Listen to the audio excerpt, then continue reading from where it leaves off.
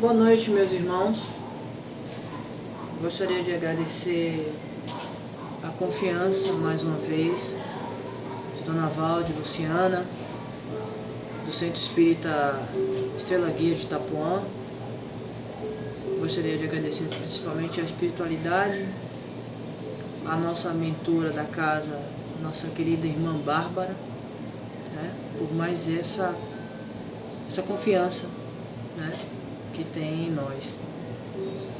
Vamos falar então sobre Livro dos Espíritos, segundo livro, capítulo 2, o objetivo da reencarnação. Bom, primeiro que o objetivo principal que vem à cabeça de qualquer espírita sobre a reencarnação é a evolução.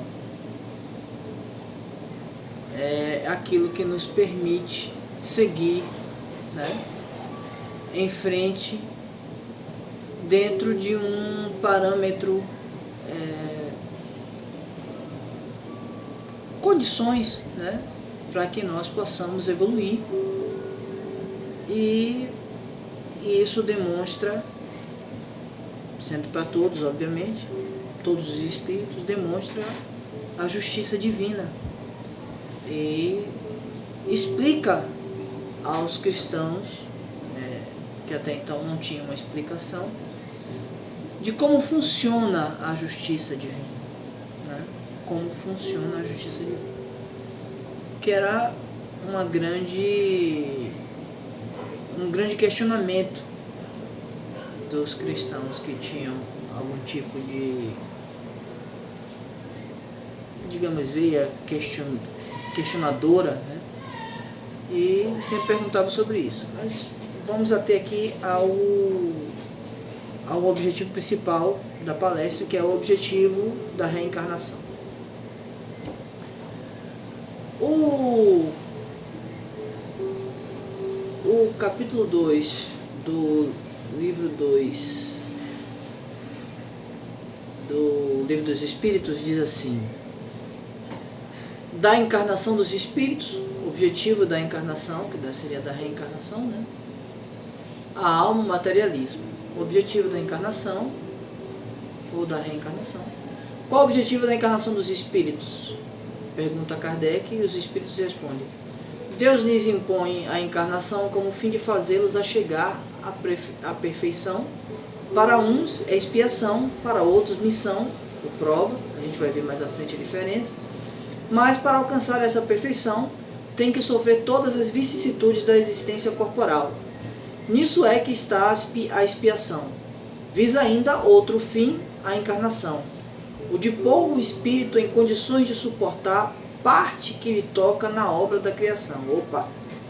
Existe uma obra muito maior que a encarnação individual e que nós concorremos para esta obra. Para executá-la é que cada mundo toma o espírito um instrumento de harmonia com a matéria essencial deste mundo, ou seja, o fluido vital, a fim de aí cumprir daquele ponto de vista as ordens de Deus. É assim que, concorrendo para a obra geral, mais uma vez é geral, não é individual, ele próprio se adianta, aí sim a parte individual. Complementa Kardec: a ação dos seres corpóreos é necessário para a marcha do universo. Deus, porém, na sua sabedoria, quis que nessa mesma ação eles encontrassem um meio de progredir e de se aproximar dele. Deste modo, para uma admirável lei da providência, tudo se encadeia, tudo é solidário à natureza. Bom, essa parte do comentário de Kardec, a gente nota que é uma coisa elaborada, né? É uma coisa elaborada. É uma coisa que é determinada, é imposta a reencarnação. Para todos os espíritos, a experiência material, ela tem que existir, ou seja, todos os espíritos mesmo, daquele mais primitivo até o mais superior dos espíritos. Ele passou e ainda passa o primitivo pela experiência carnal, material, desculpe, o que necessariamente implica em questionamentos do ponto de vista da formação do ser humano, tempo, né? Se existe vida fora do universo, fora da Terra, né? Fora do planeta, o que para mim responde porque os espíritos superiores têm milhares, milhões, o que eu sabe até bilhões de anos, e certamente não seria da Terra a sua origem, e isso para mim conflagra um testemunho a favor disso. Quando Kardec comenta a ação dos seres corpóreos é necessária à marcha do universo, significa que nós somos influenciados, influenciamos a criação da mesma forma. Nós temos a presença do ser espiritual construindo o universo e do ser espiritual atuando no universo que se constrói. Ele pode ser tanto artífice da construção desse universo material, como, uma vez encarnado, ser, digamos, moldado por essa criação. Por isso que a evolução, o planejamento é sempre um planejamento macro, digamos, um planejamento maior, digamos assim, de cunho comum a todos, né? Vamos continuar então com a pergunta. Tem a necessidade de encarnação os espíritos que, desde o princípio, seguiram o caminho do bem? Veja bem, essa pergunta ele já parte do princípio de que existiriam espíritos que são bons por natureza, por essência. E por essência todo espírito é bom. Entretanto, ele é bom e ignorante. Os erros cometidos por nós é muito pela ignorância do que pelo anseio do espírito em cometer o erro. Nós temos assim, comumente falando, tal pessoa é assim porque ela é ruim mesmo de natureza. Isso não existe. Na espiritualidade isso simplesmente não existe. Lembramos que as percepções que nós temos enquanto encarnados são totalmente diferentes das percepções que nós temos quando desencarnamos.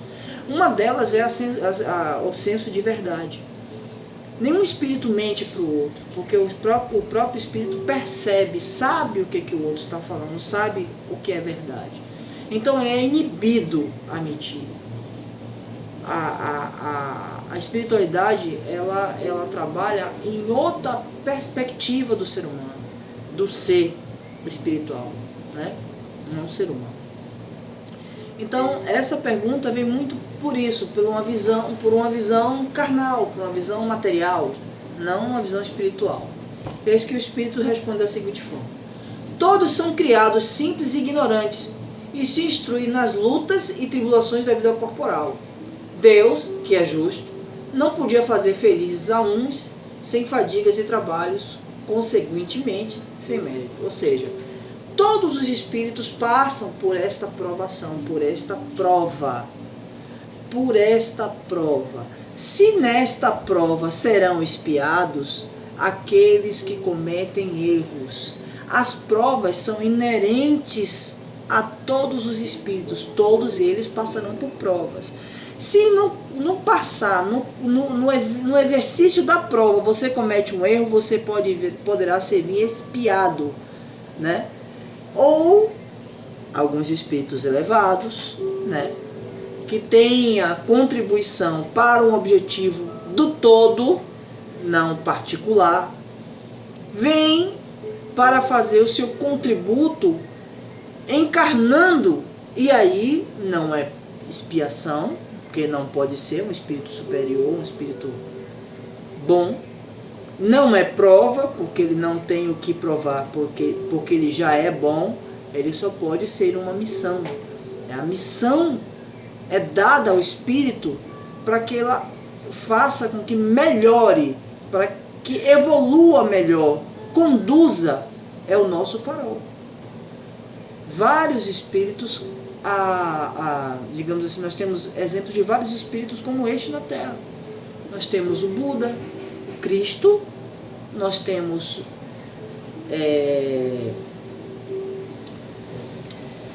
Mahatma Gandhi, né? Nós temos Madre Teresa do Calcutá, Chico Xavier, o Divaldo Franco, a Irmã Dulce, né? Todos eles são espíritos que nos levam a um questionamento, nos toca o coração. A sua obra é muito maior que a sua presença. Tanto que os espíritos desencarnam e a sua obra fica, né? Pensadores da humanidade, não somente a parte cristã ou a parte dedicada à caridade, mas grandes pensadores da humanidade, grandes cientistas, todos eles são faróis, né? Nós temos inclusive a contribuição de um escritor que é fantástico, né? Que ajudou a Chico a escrever o Brasil, Coração do Mundo, a Pátria do Evangelho, que é Humberto de Campos, né? Contribuiu aqui encarnado e contribuiu muito desencarnado. Então, essa evolução ela tem que ser para todos. Ele prossegue a pergunta: mas então, de que serve o espírito terem seguido o caminho do bem, se isso não os isenta dos sofrimentos da vida corporal? Aqui ele coloca uma condição de sine qua non, né? Ou seja, se ele é bom, ele não pode sofrer, e se ele sofrer, ele não é bom, implicitamente. O Espírito responde: chegam mais depressa ao fim. Demais, as aflições da vida são muitas vezes a consequência da imperfeição do espírito, ou seja, ele não é tão bom como você pensa que é. Quanto menos imperfeições, tanto menos tormentos. Ou seja, eu posso dizer que eu sou muito imperfeito, né? Nós estamos num mundo muito imperfeito. Perfeição não faz parte do nosso mundo. Nós aspiramos. E aspirar é uma obrigação do espírita, aspirar sempre ser melhor do que ontem. Isso é uma obrigação. Aquele que não é invejoso, nem ciumento, nem avaro, nem ambicioso, não sofrerá as torturas que se originam desse defeito. Ou seja, ele não vai dizer que não vai sofrer, mas não através daquele tipo de sofrimento. Para o espírito evoluído, ver qualquer um dos seus irmãos encarnados numa condição demeritória, numa condição de sofrimento, o faz sofrer por si só. O ato, a visão, digamos, a não condução ao caminho que deve ser feito, da progressão dentro do seu planejamento reencarnatório, faz qualquer espírito sofrer. Qualquer um. Até dentro do planejamento reencarnatório, no processo de evolução, é sofrido. Porque o ser humano é imperfeito, é ignorante, ele não consegue observar, ele não consegue somatizar todo o alcance da sua potencialidade, da onde ele pode ser útil e da onde aquilo já não é mais utilidade, e sim o egoísmo fazendo efeito a vaidade, para que ele possa ter ou cumprir ou, digamos assim, somente sentir algum determinado prazer ou usufruir de alguma determinada coisa que o lhe satisfaça.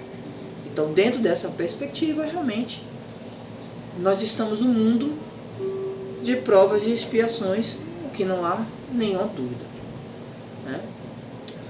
Ele continua no estudo fazendo questionamento sobre o espírito. Nós notamos isso no Livro dos Espíritos, nós notamos que em outras obras é necessária a separação do que é expiação, do que é prova e do que é missão. Porque muito embora essas três situações possam confundir ou vir juntos, no planejamento encarnatório eles são extremamente diferenciados. Você pode ir para uma reencarnação de expiação e ter várias provas.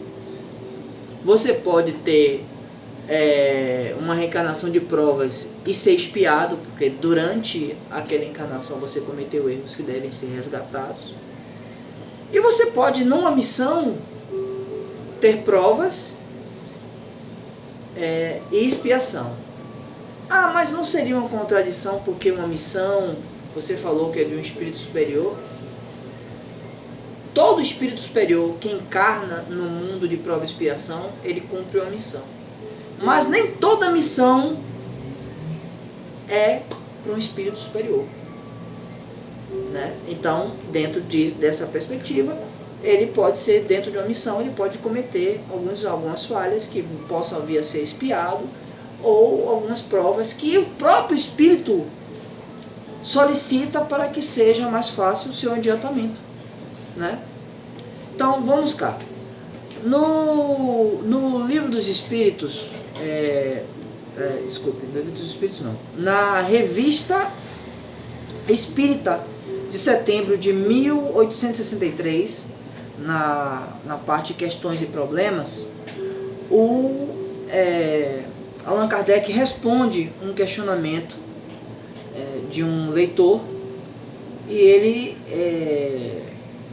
coloca assim: o processo encarnatório é uma imposição divina para a evolução dos espíritos sobre as formas. 1. Expiação. 2. Missão / prova. Ele não separa que missão de prova, mas mais à frente a gente vai notar que existe uma diferença entre missão e prova.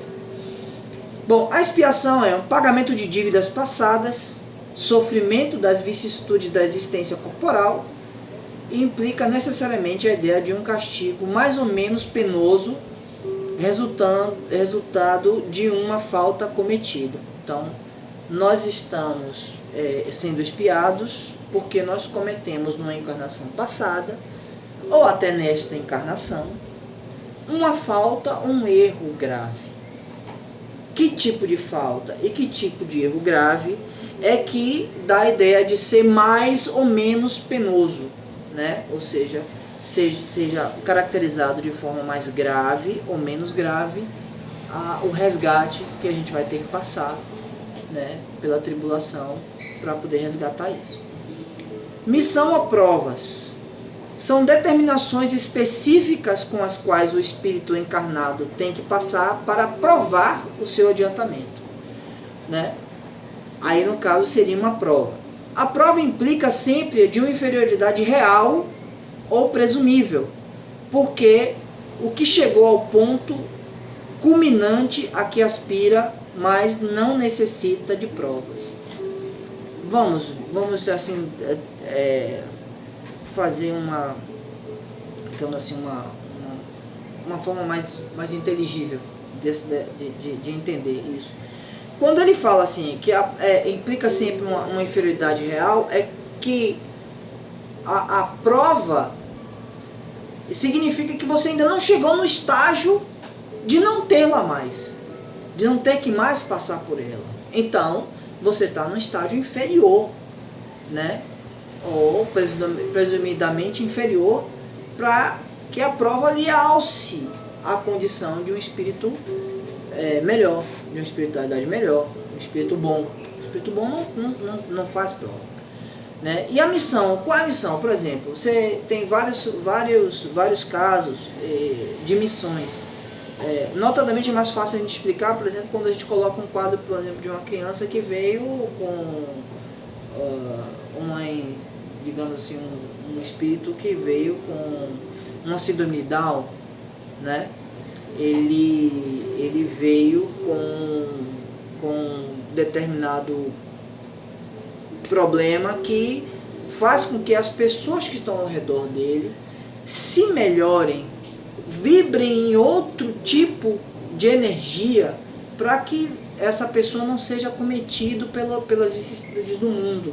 Então ele aglutina as pessoas em outro objetivo.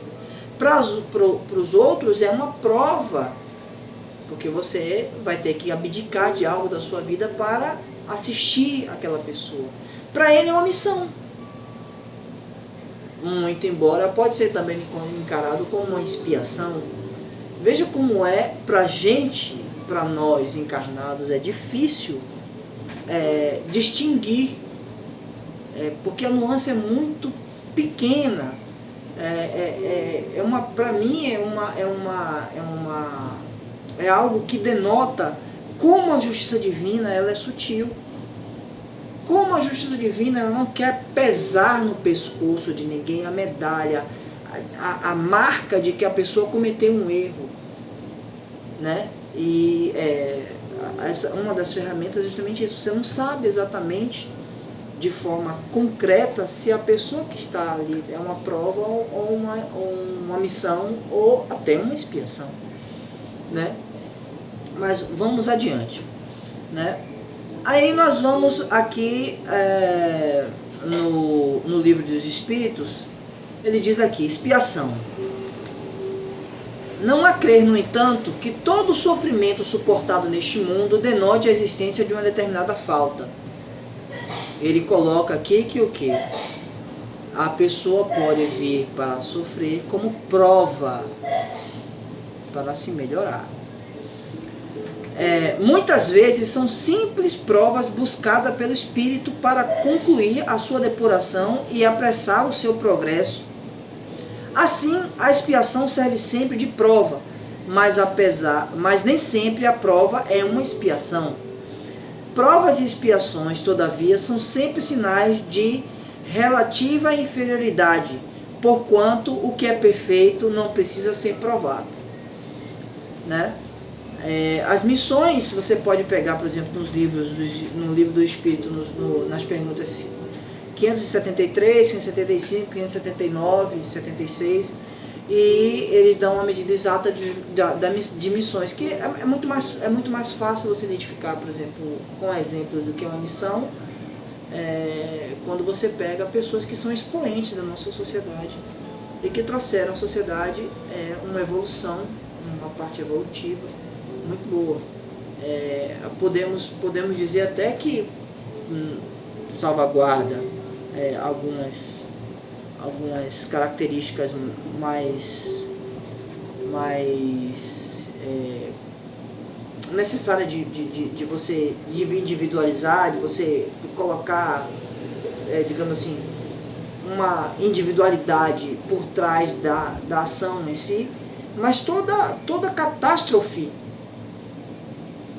é uma missão para as pessoas que sofrem aquilo.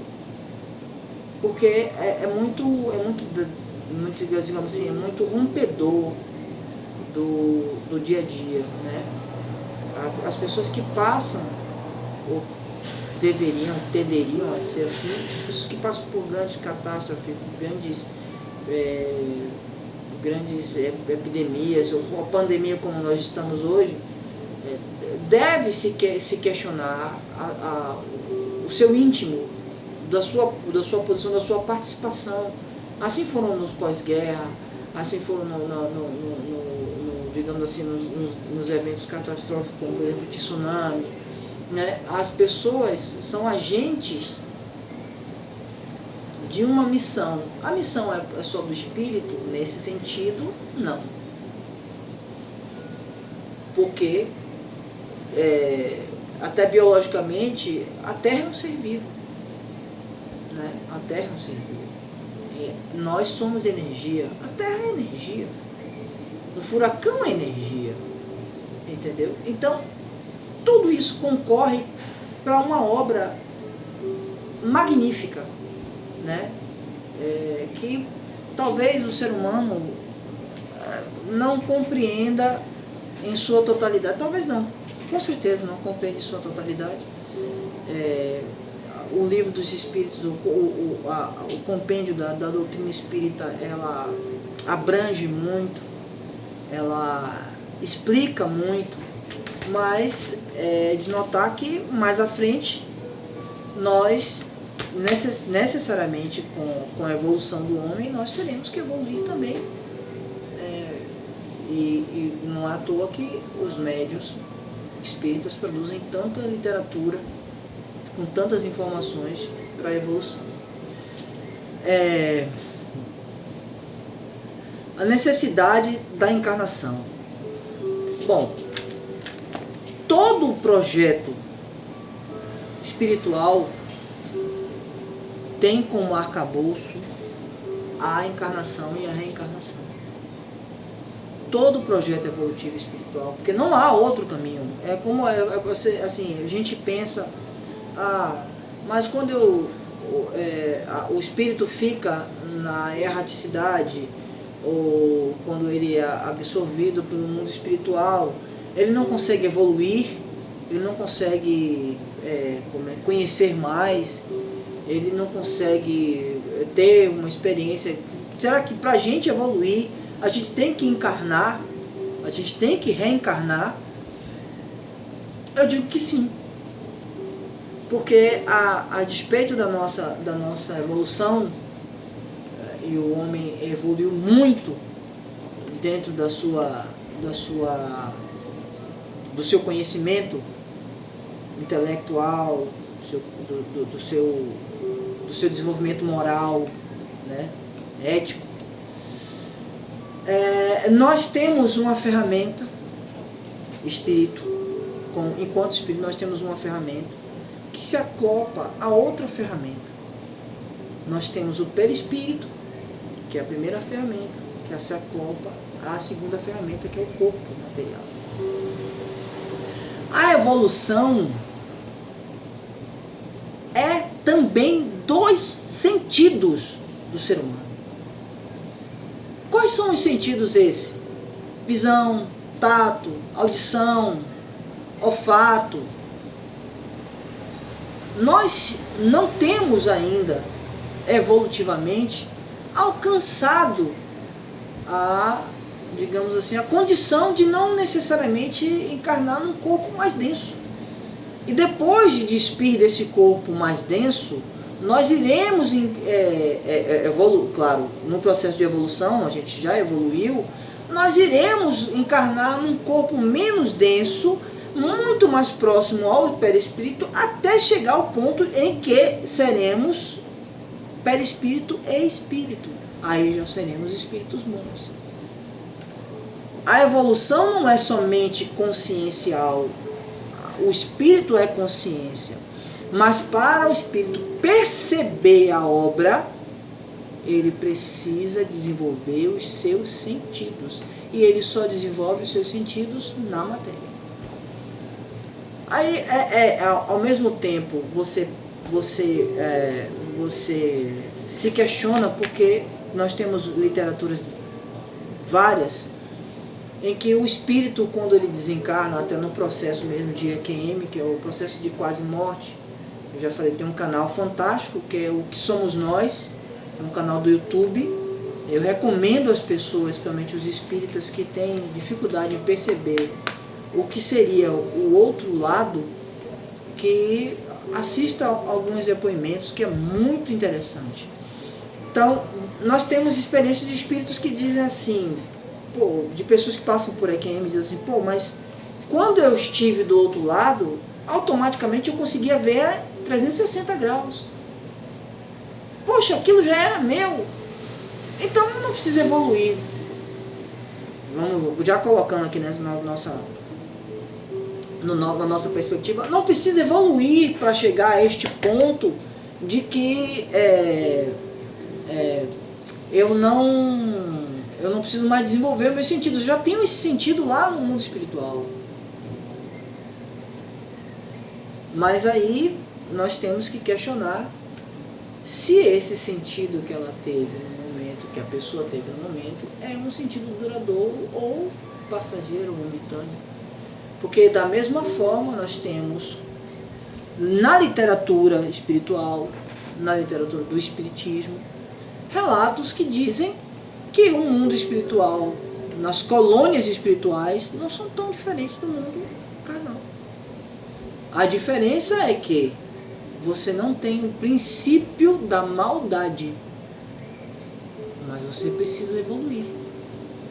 E você não consegue evoluir as percepções, você não consegue evoluir o convívio quando você não encarna. É um processo de evolução.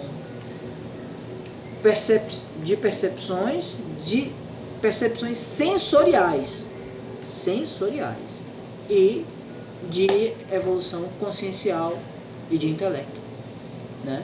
Sendo que a parte intelectual talvez deste seja o que contribua menos para a evolução diante de um mundo de prova e expiação. Só no mundo de prova e expiação. Porque no mundo de prova e expiação você precisa principalmente vencer os seus desejos, os seus impulsos primitivos. E para você deter os seus impulsos primitivos, é necessário muito mais um arcabouço moral do que um arcabouço intelectual, que na maioria das vezes a pessoa que tem um impulso primitivo e um intelecto desenvolvido, ele tende a burlar o que tiver de ser moral para manter cada vez mais o impulso primitivo como prazeroso para ele, né? Nós vamos aqui também em outras publicações, eu acho interessante, né? Que nos remete, por exemplo, a reparar alguns equívocos do passado, como isso se dá, né? Refletir a questão de você estar,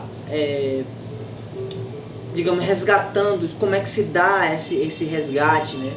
Como é que esse processo ele se combina, né? Se você não tem digamos assim, uma diretriz, né? Você espiritualmente talvez, e na maioria das vezes não é verdade, você não percebe que tem, mas você tem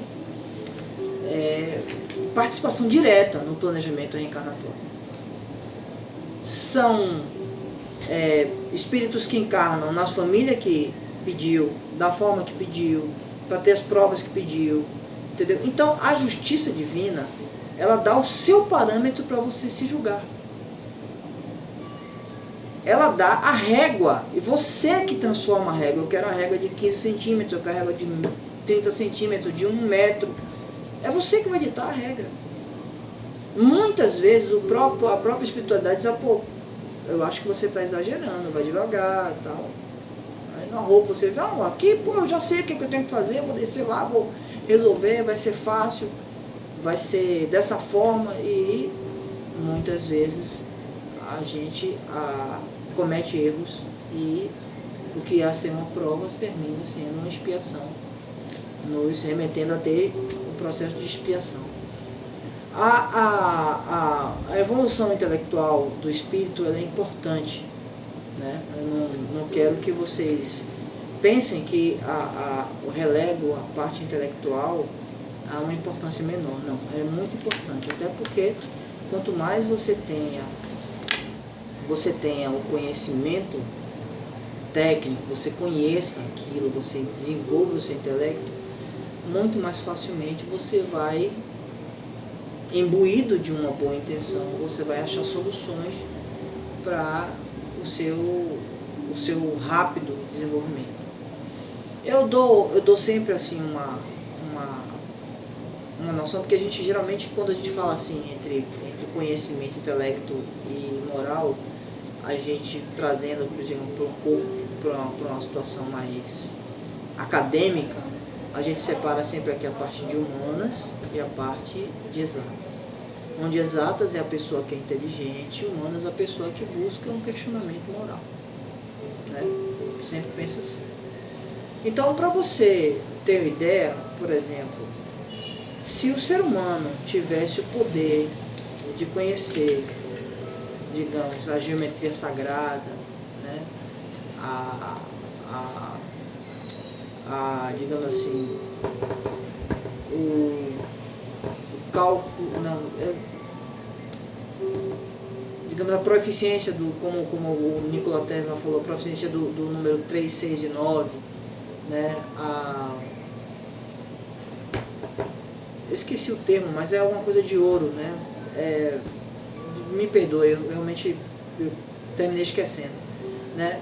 E entenderia matematicamente como seria o universo, porque inclusive todo o avanço que a gente está tendo na pesquisa do universo, ela é sempre feita de forma matemática. A imagem, inclusive, que você recebe, que geralmente as pessoas veem, ela é um cálculo matemático, né?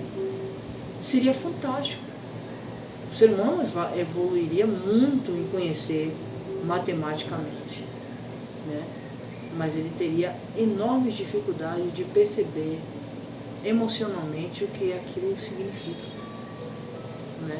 E o mundo pulsa por energia. Energia não é matemática, energia é emoção. Seu coração é o órgão da energia, seu cérebro é o órgão da matemática. Seu coração é chamado segundo cérebro, porque quando ele não energicamente influi ou está em sintonia com o ambiente, por mais que o seu cérebro raciocine matematicamente, ele jamais vai conseguir encontrar uma solução. Então, a harmonia, o equilíbrio entre o seu coração, que são as suas emoções, que é o seu lado moral, que é o seu lado sensível, deve estar em conjunto com o seu lado de cálculo, de raciocínio lógico, que às vezes as pessoas condenam como uma coisa fria, né, exata. Ela tem que estar em comum para que haja evolução. Se você distanciar um do outro, tende com certeza a criar provas e expiações. O ser humano, quando ele busca o equilíbrio, ele está equilibrado no seu processo encarnatório, no seu processo reencarnatório, ele consegue, dentro de um planejamento reencarnatório, sucessos fantásticos. Por isso que não são poucos exemplos de pessoas que são humildes, conseguem ter muito mais êxitos do que pessoas que são extremamente abastadas, que teve contato com muitas possibilidades de evolução, né? Por quê? Porque o equilíbrio entre essas duas partes ela é fundamental para o êxito. A característica do universo é o equilíbrio, a característica do espírito também é o equilíbrio. O universo é semelhança da vontade dos espíritos, porque são os espíritos que, como instrumento divino, criou o universo.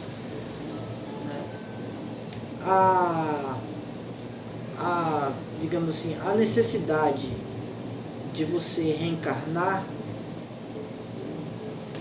também é a busca pelo equilíbrio. O que você cometeu de erro numa encarnação passada, você vem para ser expiado e resgate destes erros. E aí você cria uma balança, você equilibra aquilo. E quando você equilibra, você evolui. Aí você diz assim, por exemplo, como a gente tem na parábola dos talentos, o que não fez nada e escondeu, guardou o dinheiro, né? Ele provocou equilíbrio? Não. Porque o equilíbrio só se consegue no processo da encarnação, ou seja, no fazer, na labuta, no dia, no exercício. Se você nada fizer, você não tem como se equilibrar. E esse nada fizer, não é assim, a gente pensa sempre que a parte do fazer para para o encarnado é sempre algo material, né? Fulano tal teve êxito na sua vida, pô, ele saiu, deixou um bocado de coisa, conseguiu, conquistou, fez, contribuiu. Não. A maior batalha que o ser humano encarnado, o espírito encarnado tem é dentro do seu próprio cérebro, dentro do seu próprio eu. A pior, digamos assim, tarefa que o encarnado, que o espírito encarnado tem é vencer a si mesmo. É vencer os seus vícios, é vencer as suas más, digamos assim, más atitudes, a sua má inclinação. E isso é trabalho. Para o espírito é trabalho. Porque para o espírito nada material interessa. Nada que for material para ele interessa. Então, se você exercita, obviamente que a gente está no mundo material, a gente encarnado, nós temos que contribuir para o progresso, né? E quando nós fazemos isso, nós estamos contribuindo para a obra divina.